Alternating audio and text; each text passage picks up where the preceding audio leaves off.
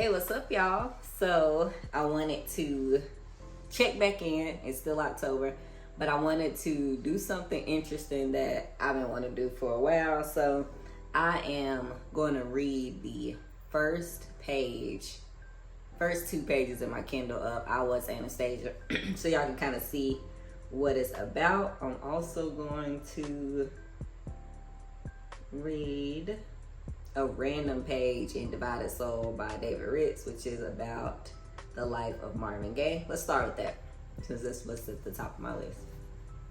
Just picking a random page. This is 43% on my Kindle. Okay, here we go. I mean, if it come up. Okay. Strange, he told me, but these two fears I have, flying in airplanes and singing on stage, have something in common. If I toured, that involved flying, though sometimes I travel by train or bus.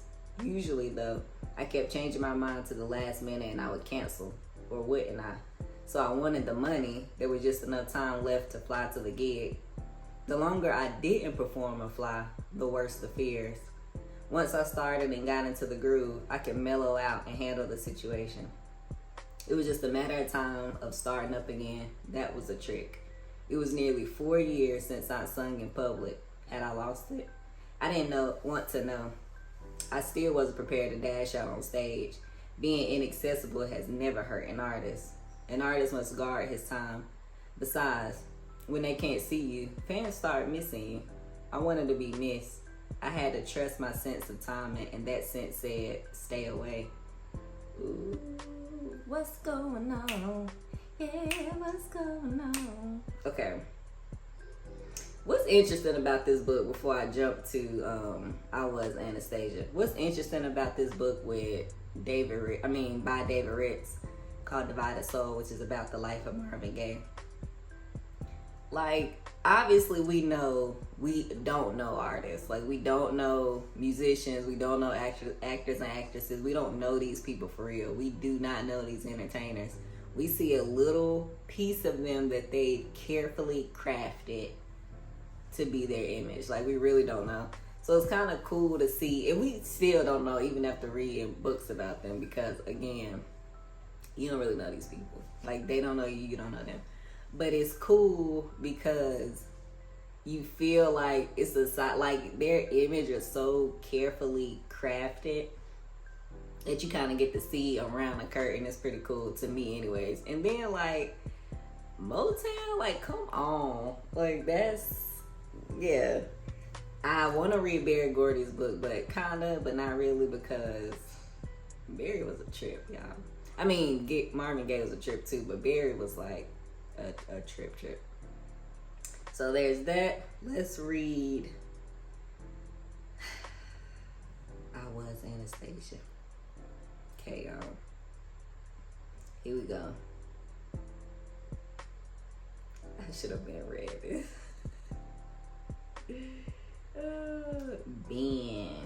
But did I? No. Okay, here we go. So it's a fairly so I like reading the quotes at the beginning. Here we go. If history were taught in the form of stories, it would never be forgotten. Okay, with that. Here's a fair warning before the chapter starts. If I tell you what happened that night, I would have to unwind my memory, all the twisted coils, and lay it in your palm. It would be the gift and the curse I bestow upon you. A confession for which you may never forgive me. Are you ready for that? Are you? Can you hold this truth in your hand and not crush it like the rest of them? Because I do not think you can. You don't know me. I do not think you are brave enough. But like so many others through the years, you have asked, did I? Am I truly Anastasia, a beloved daughter, a revered icon, a Russian Grand Duchess? Or am I an imposter, a fraud, a liar, the thief of another woman's legacy? That is for you to decide, of course. Countless others have rendered their verdict. Now it's your turn. But if you want the truth, you must pay attention. Do not daydream or drift off. Do not speak or interrupt. You will have your answers, but first, you must understand why the years have brought me to this point and why such loss has made the journey necessary. When I'm finished, and only then, will you have the right to tell me who I am. Are you ready? Good. Let's begin. I ain't gonna lie, that draw you in. That's pretty captivating. And then here's another quote after the words, part one. The end and the beginning. Once you eliminate the impossible, whatever remains, no matter how improbable, must be the truth. I ain't gonna lie, that was captivating. Like, I'm trying to figure out, are you Anastasia? Who is Anastasia? I don't know who Anastasia is. So I'm finishing Divided Soul probably over the weekend, but I was Anastasia today because I can't read tomorrow really because we're hosting, but I need to have it done because I'm meeting with my group. Let me read another page of which one y'all want to read? Let's see. One more page.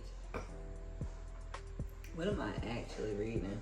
I'm going to read the first couple pages out of All the Sinners Bleed by S.A. Cosby. I am 70% done with this book. But let me just go back. Okay, let's read his quotes up in here. Alright, let's see. The belief in a supernatural source of evil is not necessary. Men alone are quite capable of every wickedness. That was by Joseph Conrad. Behold, I make all things new. Revelation 21:5. Okay, Sharon County. Sharon County was founded in bloodshed and darkness, literally and figuratively. Even the name is enveloped in shadows and morbidity. Legend has it that the name of the county was supposed to be Charlotte or Charles County, but the town elders waited too late and those names were already taken by the time they decided to incorporate their fledgling encampment. As the story goes, they just moved their finger down a list until they settled on Sharon. Those men, weathered as white wheat leather with hands like splitting maws, bestowed the name on their new town with no regard to its nature. Or, perhaps, they just liked the name because of a river flowed through the county and emptied into the Chesapeake like a river sigh. Who knows? Who could know the thoughts of those long dead men? What is known is that in 1805, in the dead of the night, a group of white landowners, chafing in the limits of their own manifest destiny, I was about to say manifesto, manifest destiny, set fire to the last remaining indigenous village on a teardrop-shaped peninsula that would become Sharon County. Those who escaped the flames were brought down by muskets with no regard to age, gender, or infirmity. There was the first of many tragedies in the history of Sharon. The cannibalism in the winter of 1853, the malaria outbreak of 1901, the United Daughters of the Confederacy picnic poisoning of 1935, and Danforth family murder-suicide of 1957. The tent revival baptism drownings of 1968, and on and on. The soil of Sharon County, like most towns and counties in the South, was sown with generations of tears. They were a place where violence and mayhem were celebrated as the pillars of a pioneering spirit every Founders Day in the county square. Blood and tears, violence and mayhem, love and hate. These were the rocks upon which the South was built. They were the foundation upon which Sharon County stood. If you had an occasion to ask some of its citizens of Sharon County, most of them would tell you that these things were in the past, that they had been washed away by the river of time that flows ever forward. They might even say things should be forgotten and left to the ages. But if you had asked Sheriff Titus Crown, he would have said that anyone who believed that was a fool or a liar, or both. And if you had an occasion to speak with him after that long October, he would have told you that maybe the foundation of Sharon was rotten and full of corruption. Not only corruption of the flesh, but of the soul. That maybe the rocks of the South were built upon that maybe the rocks of the South was built upon were shifting and splitting like the stone Moses struck with his staff. But instead of water, only blood would come pouring forth. He might touch the scars of his face or his chest absent-mindedly and lock eyes with you. And say in that harsh whisper that he was now speaking with, say in that harsh whisper that was now his speaking voice, the South doesn't change. You can't hide the past, but it could come back in ways worse than it was before, terrible ways. He might sigh and look away and say, the South doesn't change, just the names and the dates and the faces. And sometimes even those don't change, not really. Sometimes it's the same day and the same faces waiting for you when you close your eyes, waiting for you in the dark. Part 1. Okay. Already, like I said, I'm 70% into that book, but I just wanted to share a little bit. And then, what else am I? These are the books that I'm finishing this week. That's why I'm going through this. I'm actually probably not. I'm not even gonna lie. I'm not finishing the rest of these this week. But yeah, I just wanted to share that. One thing, I'm gonna make a separate video on the S.A. Cosby books that I read. One thing that I like about his books,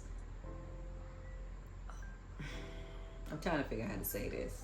So he's from Virginia. He's a black man from Virginia, and all of his books take place in like small towns in Virginia. So like I'm from North Carolina. He references North Carolina in quite a bit of his books, and he references Virginia, which I spent some time in Virginia growing up. You know, it's like right there.